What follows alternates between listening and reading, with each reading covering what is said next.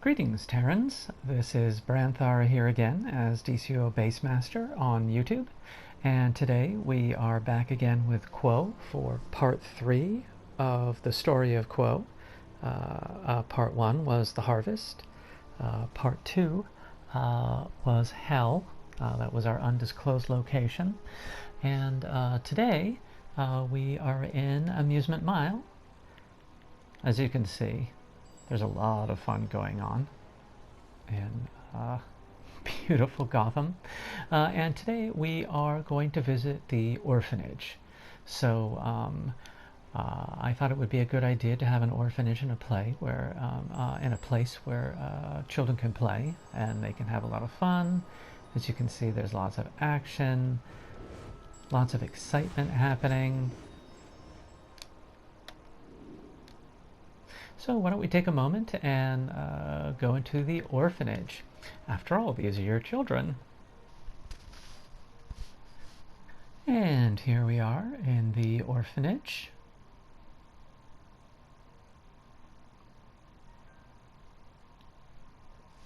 Let's take a look around. There aren't any secrets anymore. If you remember in the harvest, all of you are harvested. All of your bones were sent down the lava to hell, to Tartarus. All of your flesh was collected up and put into Hell's kitchen, and then put in to sacks into the insulation or mummification area upstairs, for which the autumn children were born. You saw Norbert in Hell the last time. These are all the children that were born from you, and QW here, he's not a monster. Of course, these are orphans. They need somewhere to live. They're parentless. So even though you live in the netherworld, all of your children live in the here and now. And so QW created the this home for the orphan young. This is the home happiness of the orphan young, the home of happiness. And here we go. We see a lot of Egyptian elements here. And some Kandaki, which I think is a little Sumerian. And then of course you have Gothic club windows, which seem very Catholic in some respect. And then of course the brand new orb of rock conduits at the top that really provide a really super glow for the place. And if you notice, the Batman Who Laughs is presiding over the place. He can be a bit of a rough taskmaster. So if you notice here, the children must work. These are orphans. So at night they deliver pizzas.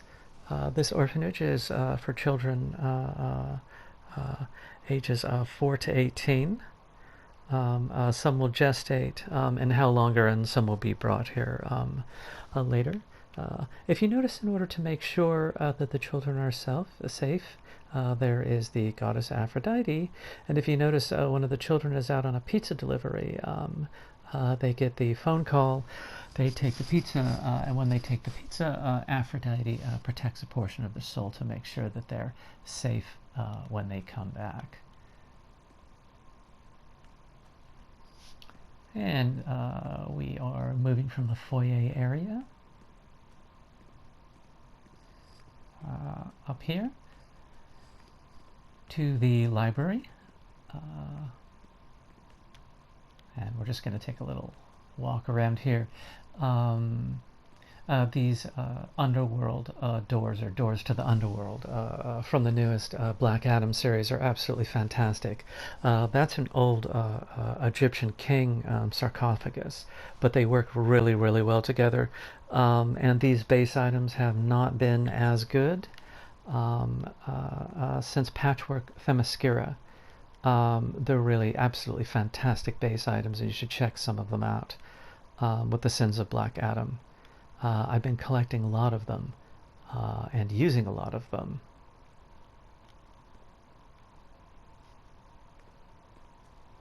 As you can see, this is a little bit left over from the harvest.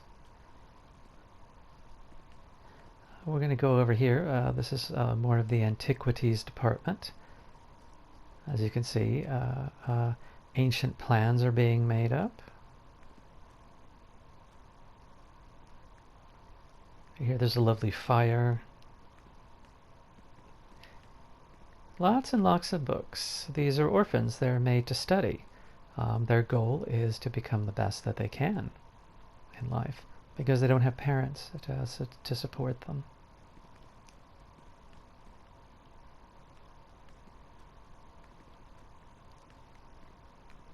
And we move past the research area. We're just going to take and veer off a little bit here. This is an austere orphanage, so the children are taught that hardship is the best, so there's no need for you to be shocked. They are allowed to create their home spaces in any way that they like. So this is kind of the way that they've chosen to have their home space. If you look, there's a lot of couches for sleeping and relaxing. You see there's full toilet facilities for the children. You can see they like to have quite a bit of fun here. Also, they're taught valuable life skills. They're taught how to play pool. And if you see here, they're reminded of exactly who they are. They're the orphaned young, and this is a home of happiness for the orphaned young. As you notice, they cook for themselves. When time prevails, they're not allowed to eat any of the pizzas that they deliver. And also, the fridge is out of order, so they store dry goods in there. Let's get back into the main room here. And we're going to go up the other side of the library here. And as you notice, there's a I think I've lost the word. A beneficent? Benefactor. There's a generous benefactor who has given books to the children in exchange for knowledge. So Luther has given all of these books to the children in exchange for any knowledge that they, or any experiments they come up with that he could then take advantage of. Over here, this is the Reading and Antiquities Department. If you notice, people do counseling here. It's a place to relax, store old antiquities, study old manuscripts, and if you notice, there is the teleporter. There are always amenities in the bases that I have. Sometimes they're hidden, but most of the time they're usable. And here, this was going to sort of be the big reveal, and I actually even had a voice planned for Quo. So his name is like Quo. Yeah, he comes from Russia, and it was a voice like this, and so he was going to hit his elbow into the door and go, "Oh, no, do not look, come this way," you know, that sort of thing. But you've already been to hell. I mean, there's honestly really nothing left to reveal. So this is their journey to school, so we're leaving a portion of this, and we're going to find their journey to school. So we've now left the orphanage and are on, whoops, there's a little bit of a hot foot there. If you notice, there's beautiful things for them to see on their way. It's nice and warm and shady. Lovely views.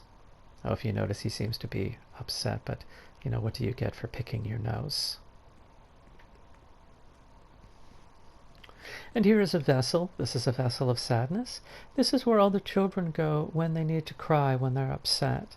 So this is a vessel of all of the children's tears. And here is the sad man who's blessing those tears. If you notice, this is one of the teachers in the school. He's out in the forest today. And this is Typhon. And the children are allowed to ride the little horses while he teaches them about the evils of the world. So thank you very much, Typhon. Let's make our way further on our path to school. Oh, look, and here's Trigon. What is Trigon teaching? Oh, Trigon is teaching gambling. It's very important for children to learn gambling. It's the easiest way for them to make money.